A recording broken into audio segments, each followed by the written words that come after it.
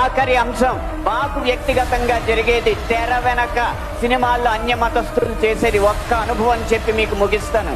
ఒక సినిమా పాట రాయడానికి నేను ఒక సంగీత దర్శకుడి దగ్గరికి వెళితే ఆ పాటలో బ్రహ్మాండ నాయకుడు అన్న హిందూ పదం ఉందని చెప్పి ఆ పాట చేయనన్నాడు. నువ్వు ఒక్క హిందూ పదం ఉందని చెప్పి పాట చేయనన్నావు కాబట్టి జీవితాంతం నువ్వు చేసిన ఏ పాటకి నేను రాయనని చెప్పి ప్రతిజ్ఞ చేసి 15 సంవత్సరాలుగా ఆ వ్యక్తికి నేను పాట రాయలేదు.